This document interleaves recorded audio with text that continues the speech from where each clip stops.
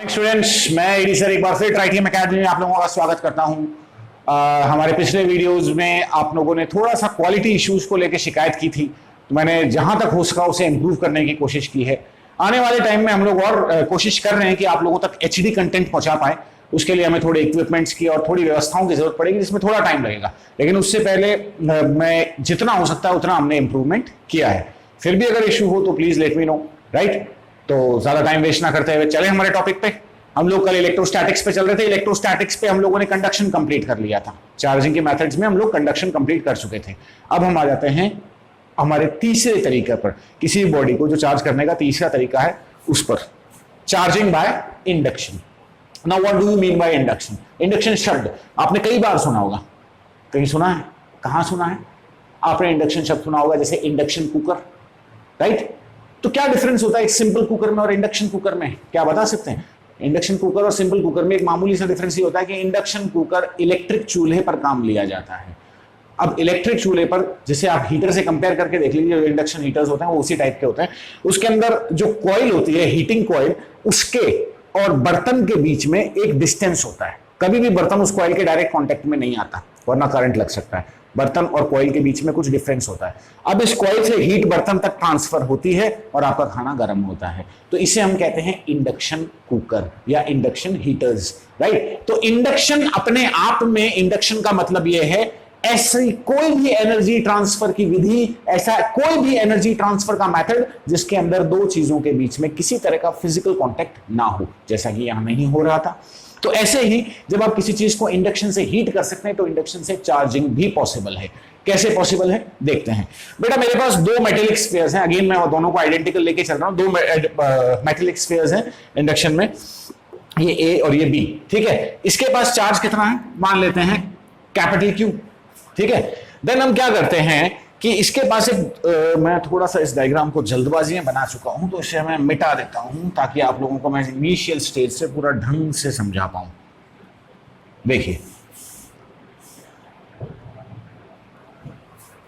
Again हमारे पास दो metallic spheres है, एक अनचार्ज है, दूसरा चार्ज है। हमने क्या किया कि इस मेटेलिक स्फीयर के पास पॉजिटिव चार्ज है। कितना चार्ज है? क्यू। और इसे हमने एक इंसुलेटर स्टैंड पे रखा हुआ है। इंसुलेटर स्टैंड पे इसलिए रखा हुआ है ताकि इसका चार्ज अर्थ में ना चला जाए, ठीक है, क्योंकि चार्ज कंडक्टर्स में फ्री होता है। अगर ये चार्ज आपका जो स्टैंड है ये कंडक्टिंग होता तो इससे होता हुआ चार्ज आपका जमीन में चला जाता, ठीक है। देन इंसुलेटर स्टैंड की बात करते हैं हम। इंसुलेटर स्टैंड के बाद में हमने क्या किया, उसके ऊपर ये मेटेलिक स्फीयर लगाया जिसके पास चार्ज कितना था? क्यू। अब मैं इसके पास एक दूसरा स्फीयर लाके रख देता हूं, दूसरा स्फीयर जो कि अनचार्ज है। जैसे ही मैं इसको इसके पास लाके रखूंगा क्या होगा बेटा? इसका जो पॉजिटिव चार्ज है वो उसके नेगेटिव चार्ज को अट्रैक्ट करेगा। अट्रैक्ट करेगा तो ये कंडक्टर है, तो इसमें आपके जो चार्जेस हैं वो फ्री टू मूव हैं। तो जितने भी फ्री इलेक्ट्रॉन्स हैं वो सारे किधर आ जाएंगे? इस हिस्से पर इकट्ठे हो जाएंगे पॉजिटिव चार्ज के अट्रैक्शन के कारण। अब इलेक्ट्रॉन देखिए, टोटल चार्ज 0 था, जितने प्रोटॉन्स थे उतने इलेक्ट्रॉन्स थे, जितना पॉजिटिव चार्ज था उतना नेगेटिव चार्ज था। अब नेगेटिव चार्ज एक जगह चला गया तो पीछे क्या बच गया? सिर्फ पॉजिटिव चार्ज। तो इस हिस्से पर क्या बच जाता है? आपका positive charge, excess positive charge. अभी भी आपका ये स्फीयर अनचार्ज्ड ही है क्योंकि टोटल चार्ज तो बच्चों अभी भी 0 है, राइट। अब इसे चार्ज करने के लिए हम क्या करते हैं कि मैं यहां से एक वायर लेता हूं और इसको अर्थ से जोड़ देता हूं, इसकी अर्थिंग कर देता हूं। तो इसकी मैं जैसे ही अर्थिंग करूंगा क्या होगा? इसकी अर्थिंग करते ही इसका सारा पॉजिटिव चार्ज जमीन पे चला जाएगा। अब हम पिछले वीडियोस में डिस्कस कर चुके हैं कि पॉजिटिव चार्ज तो मूव नहीं कर सकता, हम तो इलेक्ट्रॉन्स में आदान प्रदान करते हैं। तो मैं अपने जो पहले जो पुराने लोग जुड़े उन्हें तो इस चीज का मालूम होगा कि जब हम किसी भी चीज को अर्थ करते हैं तो बेसिकली होता क्या है, अर्थ में से इलेक्ट्रॉन उधर आते हैं। मतलब आप इस चीज को ध्यान से समझेंगे, जैसे ही मैंने इसको अर्थ से जोड़ा, अर्थ के पास इलेक्ट्रॉन्स का भंडार है, बेहिसाब इलेक्ट्रॉन्स है। अर्थ के ऊपर नेगेटिव चार्ज है और बहुत ज्यादा है, ठीक है। तो अब अर्थ के पास से क्या होगा, जो इलेक्ट्रॉन्स हैं, जैसे ही आपने इसको जोड़ा तो क्या होता है बेटा, चार्ज की एक प्रॉपर्टी होती है, वो लो पोटेंशियल से हाई पोटेंशियल की तरफ जाता है और अर्थ का पोटेंशियल हमेशा 0 रहता है। अब आप कहेंगे पोटेंशियल किस चिड़िया का नाम है? तो बेटा पोटेंशियल हम अगले चैप्टर में और डिटेल में लेके चलेंगे, क्योंकि पूरा एक चैप्टर है, एक टॉपिक नहीं है जो मैं आपको 2 मिनट में समझा दूंगा।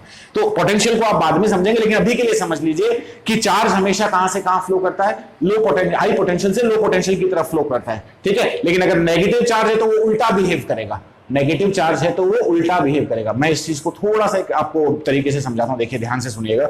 कि मान लीजिए आपके पास एक पानी की बकेट है, एक और पानी की बकेट है, दोनों के अंदर पानी है, दोनों के अंदर पानी है। एक के अंदर पानी का लेवल नीचे है और एक के अंदर पानी का लेवल क्या है, थोड़ा सा हाई है। ठीक है, हम क्या करते हैं, इन दोनों बकेट्स को एक पाइप की मदद से जोड़ देते हैं। अब ये आप भी जानते हैं कि क्या होगा, जिसके अंदर पानी का लेवल हाई है उसके अंदर से पानी बहेगा और जिसके अंदर पानी का लेवल कम है उस तक जाएगा। कब तक जाएगा, जब तक दोनों का पानी का लेवल बराबर नहीं हो जाता। ये जो लेवल जिसको हम बोलते हैं देसी भाषा में, इसे टेक्निकल लैंग्वेज में बोलते हैं पोटेंशियल, ग्रेविटेशन पोटेंशियल। क्या बोलते हैं, ग्रेविटी। तो इन दोनों बाल्टियों में किस चीज का डिफरेंस था, ग्रेविटेशन पोटेंशियल का डिफरेंस था। ऐसे ही इलेक्ट्रिक पोटेंशियल भी होता है। क्या होता है, इलेक्ट्रिक पोटेंशियल भी होता है। तो जैसे आपने यहां देखा कि हायर पोटेंशियल से लोअर पोटेंशियल की तरफ पानी बहा था लेवल को बैलेंस करने के लिए, वैसे ही जब आप कोई भी दो बॉडीज को जोड़ते हैं तो अगर उनका पोटेंशियल डिफरेंट है तो हायर पोटेंशियल से लोअर पोटेंशियल तक चार्ज फ्लो करेगा अगर पॉजिटिव है तो, और नेगेटिव है तो क्या करेगा, उल्टा बिहेव करेगा, वो लोअर से हायर की तरफ फ्लो करेगा। ठीक है ना। और अर्थ का इलेक्ट्रिक पोटेंशियल हमेशा जीरो रहता है। अब इससे ज्यादा पोटेंशियल की डिटेल के लिए आपको अपने अगले चैप्टर, मेरे अगले चैप्टर मतलब इलेक्ट्रोस्टैटिक्स के अगले चैप्टर के लिए वेट करना होगा। ठीक है, तो मैंने जैसे इसको अर्थ से जोड़ा, अर्थ का पोटेंशियल कितना था, जीरो, लोअर पोटेंशियल पे थी। लोअर पोटेंशियल से क्या हुआ, इलेक्ट्रॉन्स निकले और इस बॉडी के अंदर आ गए और इस पॉजिटिव चार्ज को क्या कर दिया उन्होंने, बैलेंस कर दिया। इस पॉजिटिव चार्ज को उन्होंने क्या कर दिया, बैलेंस कर दिया। अब इसके पास केवल और केवल क्या बचा, नेगेटिव चार्ज। अब हम क्या करते हैं, इसे हटा देते हैं, तो कुछ ऐसी सिचुएशन बनी रह जाती है। ठीक है, अभी भी ये चार्ज है लेकिन सारा चार्ज एक जगह इकट्ठा है। ठीक है, तो हम क्या करते हैं बच्चों, इस दूसरे वाले स्फीयर को भी अब हटा देते हैं कि इसकी हमें कोई जरूरत नहीं है।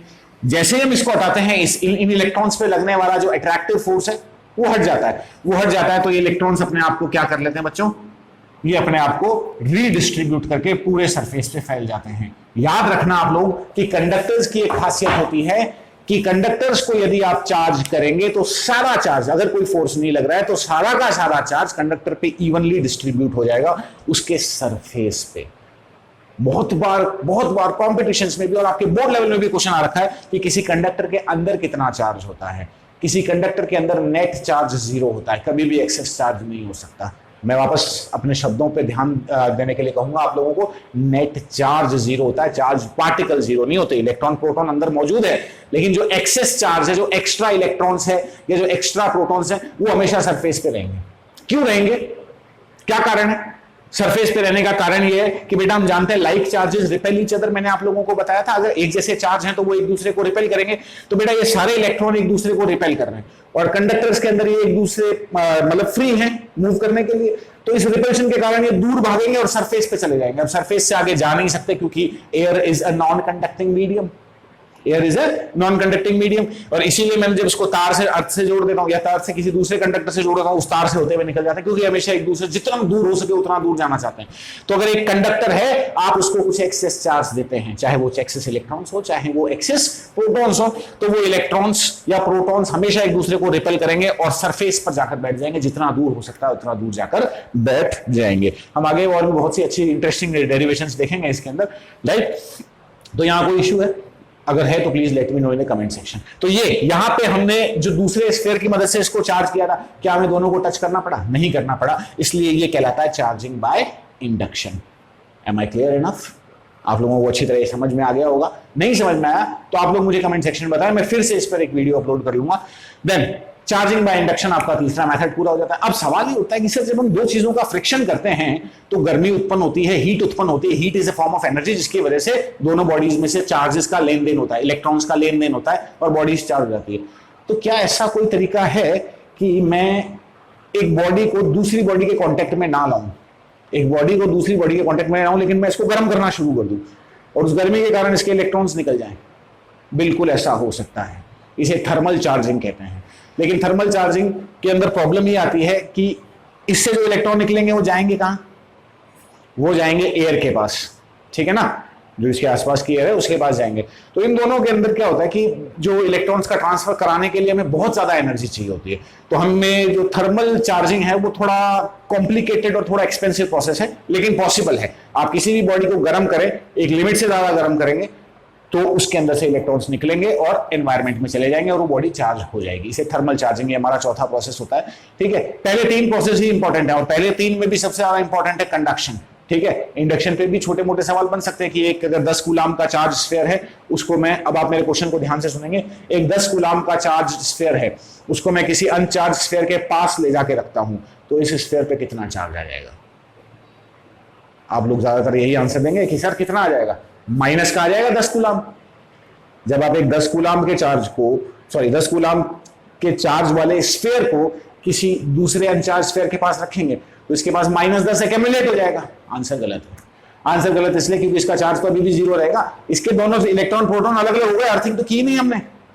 तो क्वेश्चन में अगर यह पूछा जाए कि एक चार्ज कंडक्टर को किसी अनचार्ज कंडक्टर के पास ले जाया जाता है तो उससे अनचार्ज कंडक्टर पे कितना चार्ज आता है, आंसर होगा 0। लेकिन अगर आपसे यह पूछा जाता है कि एक चार्ज कंडक्टर को एक अनचार्ज अर्थ कंडक्टर के पास ले जाया जाता है तो उस पर कितना चार्ज एक्यूमुलेट होता है, then your answer will be, अगर 10 कूलाम है तो सामने वाले पे -10 कूलाम आ जाएगा, अगर -10 कूलाम है तो प्लस का 10 कूलाम आ जाएगा सामने वाले, बिल्कुल उल्टा और बराबर। अगर आइडेंटिकल बॉडीज हैं तो अगेन मैं रिपीट कर रहा हूं इस बात को, आइडेंटिकल बॉडीज के कॉन्सेप्ट को ध्यान रखेंगे क्योंकि शुरुआत के चैप्टर्स में आप पोटेंशियल से रूबरू नहीं हुए हैं, इसलिए मैं आइडेंटिकल बॉडीज को ही लेकर चल रहा हूं। आप नहीं समझ पाएंगे कि अगर अलग अलग बॉडीज हैं तो किस हिसाब से चार्ज बनेगा।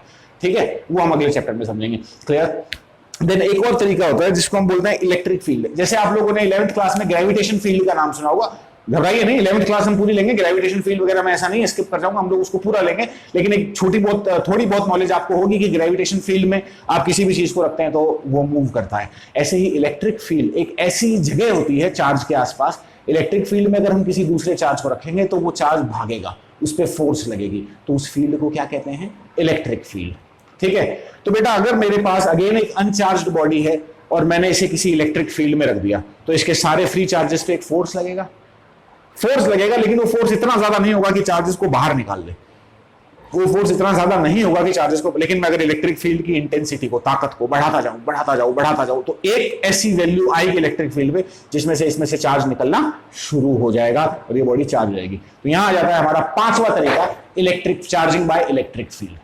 इनमें से जो लास्ट के 2-3 चार्जिंग बाय इलेक्ट्रिक फील्ड समझ में आ गया ना, इलेक्ट्रिक फील्ड में किसी भी कंडक्टर को रख दीजिए तो उसका चार्ज बाहर निकल जाएगा। इलेक्ट्रिक फील्ड काफी स्ट्रांग होनी चाहिए इसके लिए, तभी ऐसा आप कर सकते हैं। राइट, तो ये पूरा क्लियर हो गया। इसमें जो सबसे इंपॉर्टेंट है वो फ्रिक्शन, कंडक्शन और इंडक्शन है। बाकी के सिर्फ आप लोगों के सिलेबस में है लेकिन उन पर कभी भी क्वेश्चन बना नहीं है। ठीक, अब एक इंपॉर्टेंट सवाल, फ्रिक्शन, कंडक्शन और इंडक्शन किस किस में देखने को मिलते हैं?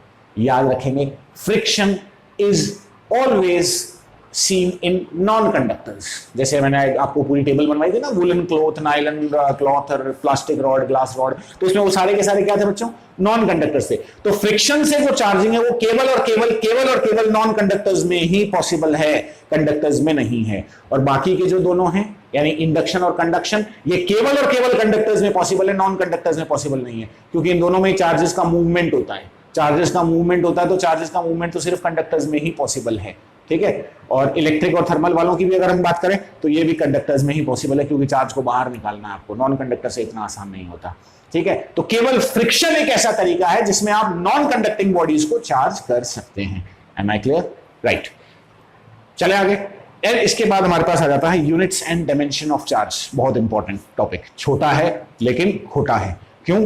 क्योंकि इस पर आपके बोर्ड में, राजस्थान बोर्ड में तो 100% एक क्वेश्चन बनता है यूनिट्स एंड डायमेंशन पे। किस पर? यूनिट्स एंड डायमेंशन में किसी भी एक फिजिकल क्वांटिटी की यूनिट डायमेंशन पूछी जा सकती है। उसमें चार्ज की बहुत बार पूछी हुई है। ठीक है, सीबीएसई बोर्ड में भी एक क्वेश्चन डायमेंशन का, छोटे वाले जो 1-1 नंबर के क्वेश्चन बनते हैं उसमें बनता है, और कॉम्पिटिशन्स में तो डायमेंशन का क्वेश्चन डेफिनेटली बनता है। तो उसमें एक सबसे इंपॉर्टेंट बन जाता है हमारे पास चार्ज की डायमेंशन एंड चार्ज की यूनिट। ठीक है, तो चलिए हम इसको आगे बढ़ाते हैं हमारे टॉपिक को।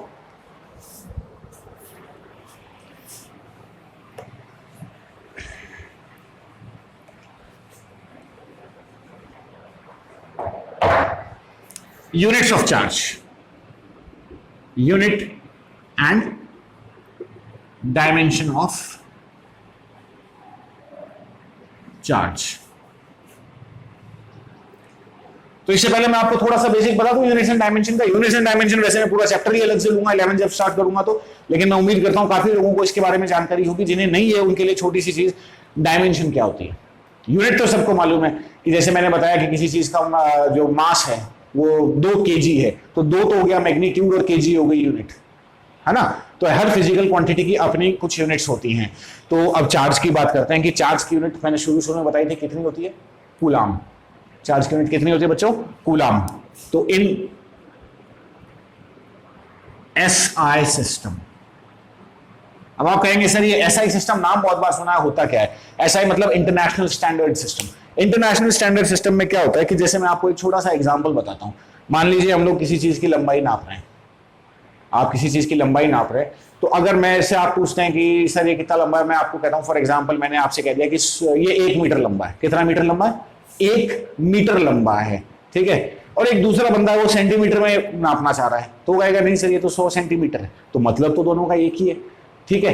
तो फिर प्रॉब्लम क्या होता है कि जब आप किसी भी फिजिकल डाटा को इंटरप्रेट करते हैं, बताते हैं, तो उसमें अगर आप स्टैंडर्ड यूनिट रखें, मतलब क्या करते हैं इंटरनेशनल स्टैंडर्ड, ये एक लेबोरेटरी है जिसके अंदर डिफाइन कर दिया जाता है कि जैसे मास की स्टैंडर्ड यूनिट कौन सी है, केजी। मास को स्टैंडर्ड यूनिट क्या दी गई, केजी। कि केजी के अंदर ही इसको रिप्रेजेंट करना है जब भी आप इसको बुक्स वगैरह में कहीं रिप्रेजेंट करते हैं तो, ठीक है। अगर आप स्टैंडर्ड यूनिट के अलावा कोई और यूनिट यूज ले रहे हैं तो आपको मेंशन करना पड़ेगा, लेकिन स्टैंडर्ड यूनिट को ज्यादा काम में लिया जाता है।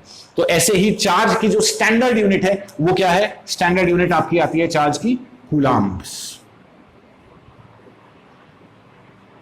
जिसे डिनोट किया जाता है कैपिटल सी से। अब मैं आपको यहां पर कुछ चीजों को समझाऊंगा, ये आपको समझ में आया कूलाम वाला सिस्टम, ठीक है। अब बेटा आप एक चीज आप समझेंगे कि किसी भी चीज की यूनिट बनती कैसे है। तो उसके लिए क्या होता है कि 7 बेसिक क्वांटिटीज होती हैं, बहुत ध्यान से सुनना मेरी बात को।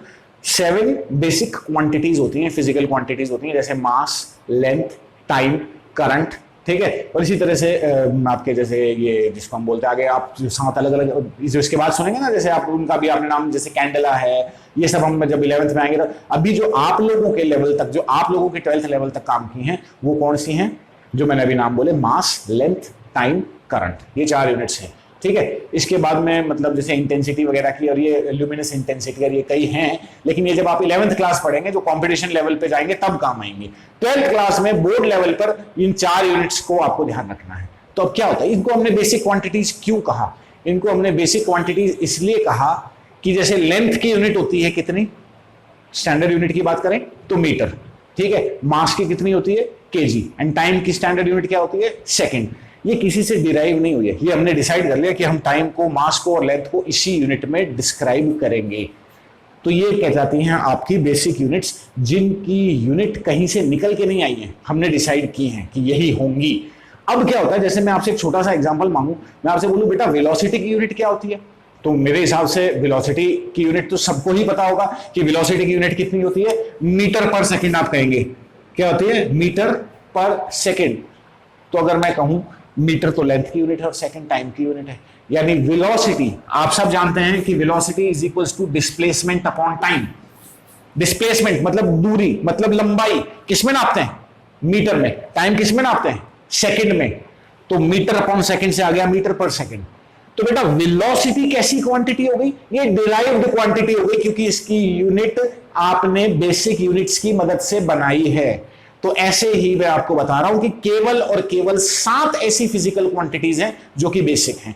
7 में से आपके काम की 4 हैं, बाकी 11th क्लास में, ठीक है। तो 7 में से जो 4 आपके काम की कौन सी है, मास, लेंथ, टाइम एंड करंट। ये 7 ऐसी बेसिक क्वांटिटीज हैं जो इनकी यूनिट्स हम डायरेक्ट काम में लेते हैं आगे की डिराइव्ड यूनिट्स को बनाने के लिए, ठीक है। तो अब आप कहेंगे कि सर चार्ज को हम लोग, क्या कई स्टूडेंट्स को ये मिसकंसेप्शन होता है, वो चार्ज को बेसिक क्वांटिटी मान के चलते हैं, लेकिन चार्ज बेसिक क्वांटिटी नहीं है। बेसिक क्वांटिटी है आपका इलेक्ट्रिक करंट। इलेक्ट्रिक करंट की यूनिट से चार्ज की यूनिट बनती है। देखते हैं कैसे। इलेक्ट्रिक करंट की यूनिट आप लोगों ने 10वीं क्लास में भी पढ़ी होगी, उससे पहले भी कई बार पढ़ी होगी। Electric current is measured in amperes, is measured in amperes. तो बच्चों इलेक्ट्रिक करंट का फॉर्मूला क्या होता है, आई इज इक्वल्स टू, अगर मैं चार्ज की टर्म्स में बात करूं तो चार्ज अपॉन टाइम। ये फॉर्मूला आगे वाले चैप्टर में मैं और डिटेल में लेकर जाऊंगा इसको, कि इलेक्ट्रिक करंट का फॉर्मूला। देखो आप लोग अभी इलेक्ट्रोस्टैटिक्स पढ़ रहे हो, इलेक्ट्रोस्टैटिक्स में चार्ज क्या है, स्टेशनरी है। जब आप इलेक्ट्रोडायनेमिक्स पढ़ोगे मतलब चार्ज चलने लग जाएगा, चलता हुआ चार्ज इलेक्ट्रिक करंट बनाता है। रुका हुआ चार्ज इलेक्ट्रिक करंट नहीं बनाता, चलता हुआ चार्ज इलेक्ट्रिक करंट बनाता है, ठीक है। तो जैसे इसी भी तार में से 1 सेकंड में 1 कूलाम का चार्ज पास कर गया, या 1 सेकंड में 2 कूलाम का चार्ज पास कर गया, तो उसमें करंट कितना पास किया? बेटा जितना चार्ज पास किया डिवाइडेड बाय टाइम। समझ गए मेरी बात को? तो इलेक्ट्रिक करंट का फॉर्मूला क्या होता है? Charge divided by time. तो इलेक्ट्रिक करंट की यूनिट मैंने आपको बताया, इलेक्ट्रिक करंट एक कौन सी क्वांटिटी है? बेसिक क्वांटिटी है। तो बच्चों इसकी यूनिट कितनी है? एम्पियर। चार्ज की यूनिट हमें डिराइव करनी है, निकालनी है, तो इसको हम ऐसे रख देते हैं बॉक्स में। टाइम की यूनिट कितनी होती है? सेकंड। तो चार्ज की यूनिट कितनी आ गई? Ampere second. तो कूलाम्ब का एक नाम और होता है ampere second. 1 coulomb is also called as ampere second. तो कई बार एग्जाम में क्वेश्चन पूछ लेते हैं कि standard unit of charge is, competition की बात कर रहा हूं, उसमें कूलाम्ब का ऑप्शन ही नहीं होता, स्टैंडर्ड यूनिट में सिर्फ एम्पियर सेकंड होता है। और आप लोग फिर उसके बाद क्या सोचते हैं कि यार हमें तो सिर्फ कूलाम्ब बताया गया था। तो कूलाम्ब और एम्पियर सेकंड एक ही चीज है। एम्पियर सेकंड थोड़ा सा बड़ा नाम है, इसलिए उसको शॉर्ट करने के लिए हमने कूलाम्ब का नाम दे दिया। कोई डाउट? ये आपकी होगी स्टैंडर्ड यूनिट। अब होता क्या है बच्चों कि स्टैंडर्ड यूनिट यानी जिसको आप बोलते हैं MKS सिस्टम। अब बहुत बार देखेंगे कि MKS में यूनिट क्या है, CGS में क्या है, FPS में क्या है, जिसमें से MKS और CGS ज्यादा काम। तो अब बात ये उठती है कि MKS CGS सर ये है क्या? तो इनको हम 11th क्लास में और डिटेल मिलेंगे। अभी एक मोटे मोटे तौर पे आप इसको समझ लीजिए। MKS मतलब जब भी आप किसी यूनिट को डिराइव कर रहे हैं, मेरी बात ध्यान से सुनेंगे, जब भी आप किसी यूनिट को डिराइव कर रहे हैं तो लेंथ को तो नापा जाता है मीटर में, मास को नापा जाता है केजी में, और टाइम को नापा जाता है सेकंड में। तो वो सिस्टम क्या कहलाता है? MKS। और MKS से जो यूनिट निकल के आती है वो हमेशा स्टैंडर्ड यूनिट कहलाती है। मैं वापस बोल दूं, मास MKS में क्या हो गया? ये आपका आपने लेंथ किस में नापी? मीटर में। मास किस में नापा? केजी में। और टाइम किस में नापा? सेकंड में। ऐसे ही आपके पास होता है एक सिस्टम, कौन सा? CGS। CGS में आप लंबाई किस में नापते हैं? सेंटीमीटर में। मास किस में नापते हैं? ग्राम्स में। और टाइम सेकंड में। और एक होता है FPS, इसमें फुट पाउंड सेकंड। ठीक है? तो हमारे लिए एग्जाम पॉइंट ऑफ व्यू से जो सबसे ज्यादा इंपॉर्टेंट है वो ये दो है, MKS और CGS। FPS पे से इतना क्वेश्चन बनता नहीं है। ठीक है? FPS बहुत कम। फिर भी हम लोग जिन क्वांटिटीज की डिस्कस करनी है उनकी FPS भी डिस्कस करेंगे। तो मैं वापस अपनी बातों पे आ जाता हूं कि कूलाम्ब की यूनिट, सॉरी चार्ज की यूनिट आपने देखी कितनी? कूलाम्ब या एम्पियर सेकंड। ये कौन से सिस्टम में हो गई? स्टैंडर्ड सिस्टम यानी MKS में। अब अगर मान लीजिए क्वेश्चन पूछ लिया कि what is unit of coulomb in CGS system, तो CGS सिस्टम में कूलाम्ब की यूनिट क्या होगी? तो CGS सिस्टम में कूलाम्ब की यूनिट को बच्चों डिनोट किया जाता है, इसको एक नाम और दिया जाता है, एक या 3 नाम दिए जाते हैं। Electrostatic unit. आप कहोगे बहुत बड़ा नाम है, तो इसे शॉर्ट कर देते हैं ESU। इलेक्ट्रोस्टैटिक यूनिट को हम क्या कहते हैं? ESU। थोड़ा सा बोर्ड से नीचे जा रहा हूं मैं, तो मैं यहां पे इसको अलग से ले लेता हूं। तो अभी तक की सारी बातें समझ में आई। SI सिस्टम में, MKS सिस्टम में आपने क्या नाम दिया चार्ज की यूनिट को? कूलाम्ब। ठीक है? और कूलाम्ब के बाद में एक कूलाम्ब को हम 1 एम्पियर सेकंड भी कहते हैं। अब हम CGS सिस्टम में चलते हैं। ये आप वीडियो पॉज करके लिख लेंगे अगर।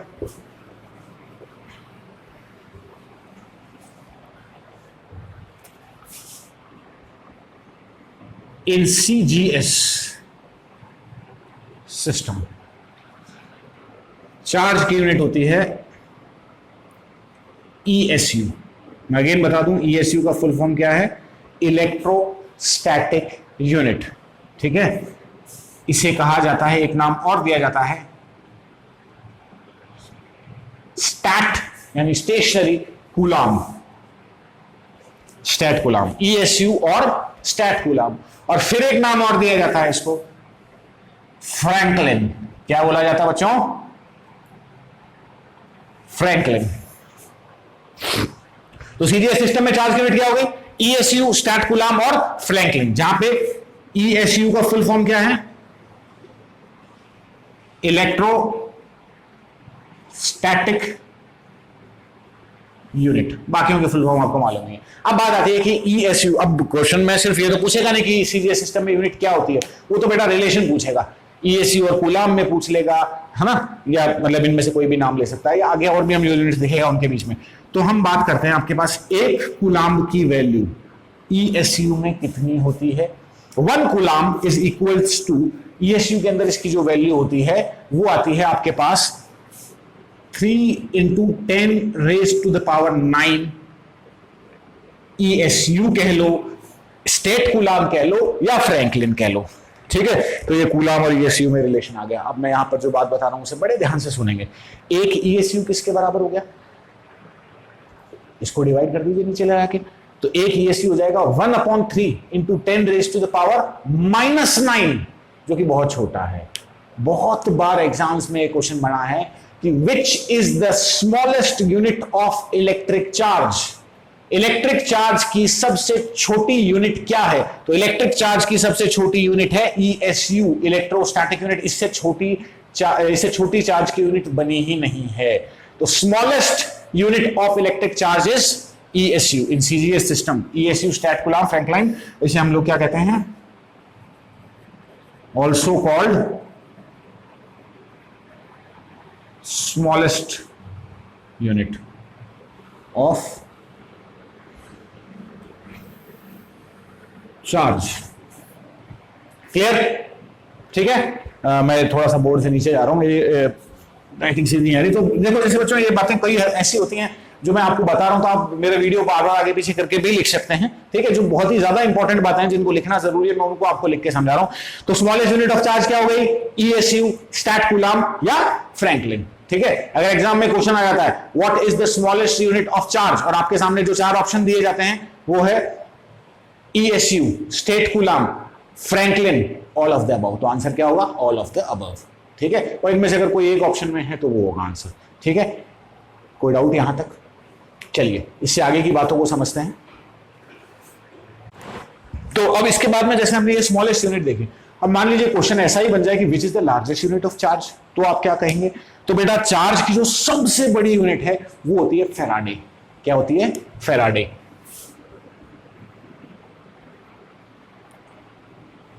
एक फैराडे के अंदर कितने चार्जेस होते हैं, 96500 कूलम। एक फैराडे के अंदर इतना चार्ज होता है, इतने कूलम का चार्ज होता है। Faraday is the largest possible unit of charge, इससे बड़ी यूनिट चार्ज की नहीं हो सकती। तो सबसे छोटी कौन सी होगी, ईएसयू, स्टेट कूलम या फ्रैंकलिन, और सबसे बड़ी यूनिट कौन सी होगी, फैराडे। एम आई क्लियर, ठीक है। अब इसके बाद कुछ और यूनिट्स और होती हैं, जो छोटी मोटी यूनिट्स हैं उन्हें और देख लेते हैं, जो कि ना तो स्मॉलेस्ट में आती है ना लार्जेस्ट में आती है, मीडिएटर यूनिट्स हैं।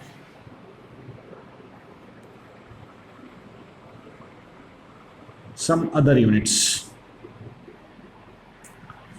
सम अदर यूनिट्स में अगर अपन चलें तो आपके पास जैसे ईएसयू थी, जिसको आपने शॉर्ट फॉर्म में बोला, फुल फॉर्म में बोला इलेक्ट्रोस्टैटिक यूनिट, तो क्या रहा उसका, सारी क्लियर है। ये ऐसी होती है इलेक्ट्रोमैग्नेटिक यूनिट ईएमयू। अब वो कितनी होती है देखते हैं। इलेक्ट्रोमैग्नेटिक यूनिट एक ईएमयू, ईएमयू का फुल फॉर्म क्या है, इलेक्ट्रोमैग्नेटिक यूनिट। तो एक ईएमयू के अगर हम कंपेयर करें तो ये किसके बराबर होता है, ज्यादा कुछ नहीं, ये 10 कूलम के बराबर होता है। तो ईएमयू और 10 कूलम के बीच में रिलेशन ये हो गया कि एक EMU is equals to 10 coulomb. जैसे ईएसयू का अलग नाम था स्टैट कूलम वगैरह, वैसे ही ईएमयू का भी एक और नाम होता है जिसे हम बोलते हैं एबी कूलम। क्या बोलते हैं, एबी। यहाँ पर एबी का कोई फुल फॉर्म नहीं है, एबी अपने आप में एक नाम है, ठीक है। सम अदर यूनिट्स में एक आगे आपके पास क्या, ईएमयू, और इसका दूसरा नाम क्या होता है, abcoulomb. Ab dot C से डिनोट किया जाता है इसको, ठीक है। इसमें ए और बी दोनों ही छोटे आते हैं, जनरली बड़े भी लिख सकते हैं, लेकिन जनरली बुक्स में छोटे ए, स्मॉल ए बी और कैपिटल सी से डिनोट किया जाता है। एक ईएमयू कितने कूलम के बराबर होता है, 10 कूलम के बराबर। तो ईएमयू और ईएसयू में अगर मैं रिलेशन निकालूं तो एक ईएसयू किसके ईएमयू और ईएसयू में 10 कूलम है, तो एक कूलम कितना था, 3 × 10⁻⁹, उसमें एक 10 और आ जाएगा, 3 × 10⁻10 ईएसयू, स्टेट कूलम, फ्रैंकलिन या कुछ, ठीक है। तो ये हो गई आपके पास चार्ज की कुछ यूनिट्स। अब क्या होता है कि चार्ज की यूनिट की अगर अपन बात करें, कूलम अपने आप में बहुत बड़ी यूनिट है, तो हम उसमें कुछ छोटी यूनिट्स काम में लेते हैं आपके for numerical purpose, for numericals. जो छोटी यूनिट्स चार्ज की काम में ली जाती हैं वो कौन कौन सी हैं, मिली कूलम जो कि 10⁻³ कूलम के बराबर होती है, माइक्रो कूलम जो कि 10⁻⁻6 कूलम के बराबर होती है, नैनो कूलम जो कि 10⁻⁹ कूलम के बराबर होती है, या फिर एक और काम मिल जाती है पीको कूलम जो कि 10⁻12 कूलम्स के बराबर होती है।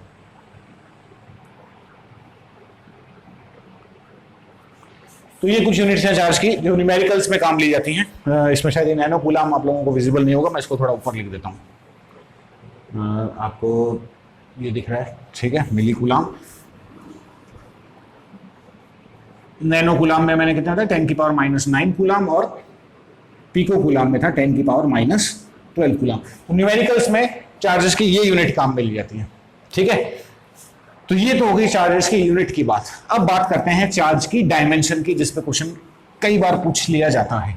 तो डायमेंशन के लिए जैसे मैंने आपको बताया कि 7 बेसिक क्वांटिटीज होती हैं, मास, लेंथ, टाइम, इलेक्ट्रिक करंट, जो आपको याद रखनी है इसमें से। बाकी आपके पास ल्यूमिनस इंटेंसिटी वगैरह बहुत सी होती है, उनको मतलब बहुत सी साथ ही होती है, लेकिन वो हम बाद में डिस्कस करेंगे, ठीक है। तो अब बात करते हैं कि मास की डायमेंशन क्या होती है। मतलब मास को किससे डिनोट किया जाता है, m से। लेंथ को किससे डिनोट किया जाता है, l से। टी को किससे डिनोट किया जाता है, टाइम से। इस तरह करंट को किससे करेंगे, a से। अभी आप लोगों के लेवल पे ये सिर्फ ये 4 ही बहुत है, इनको याद रख लेंगे। मास को किससे डिनोट किया जाता है, m से। लेंथ को किससे किया जाता है, l से। टी को किससे जाता है, टाइम को किससे किया जाता है, t से। और करंट को एम्पियर यानी कैपिटल A से डिनोट किया जाता है। तो अब बात आती है, जैसे वेलोसिटी के फॉर्मूले पे आता हूं। वेलोसिटी का फॉर्मूला क्या था, डिस्प्लेसमेंट अपॉन टाइम। डिस्प्लेसमेंट किसको डिनोट कर रहा है, डिस्प्लेसमेंट मतलब लंबाई, दूरी, ठीक है। तो इसकी डायमेंशन क्या बन जाएगी, ऊपर तो आ गई लेंथ, क्योंकि डिस्टेंस को यार हम इसको l से डिनोट करते हैं, ठीक है। नीचे टाइम आ रहा है तो LT-1। इस तरीके से किसी भी क्वांटिटी की डायमेंशन निकाली जाती है MLT एक ही टर्म्स में, ठीक है। और जैसे जैसे आप आगे जाएंगे तो आप और भी देखेंगे। तो अब आ जाते हैं चार्ज पे। चार्ज का फॉर्मूला क्या होता है, मैंने आपको बताया था करंट का फॉर्मूला होता है चार्ज डिवाइडेड बाय टाइम। तो यहां से चार्ज का फॉर्मूला क्या निकल के आता है, चार्ज का फॉर्मूला हो जाता है current multiplied by time. Current multiplied by time. Current की डायमेंशन क्या होती है, अभी मैंने आपको बताया था एम्पियर। टाइम की क्या होती है, टी। तो यहां से डायमेंशन ऑफ चार्ज कितनी हो गई, डायमेंशन ऑफ चार्ज यहां से आपके पास निकल के आ जाती है AT, एम्पियर टाइम, ठीक है। ये दोनों की पावर 1 है। तो इस तरीके से आप डायमेंशंस का मैं आपको बता दूं कि डायमेंशंस में आपको सिर्फ जो ये मान के चलिए कि कुछ 10 से 12 डायमेंशंस है जो याद रखनी है। और वैसे फिजिक्स के अंदर 100 से 100 डायमेंशंस के आसपास होंगे कम से कम, लेकिन सिर्फ 10 से 12 अगर आपको याद है तो सिर्फ फॉर्मूले में ऊपर नीचे करके आप बाकी डायमेंशंस को डिराइव कर सकते हैं। बाकी क्योंकि इतनी सारी डायमेंशंस को याद कर पाना पॉसिबल नहीं है।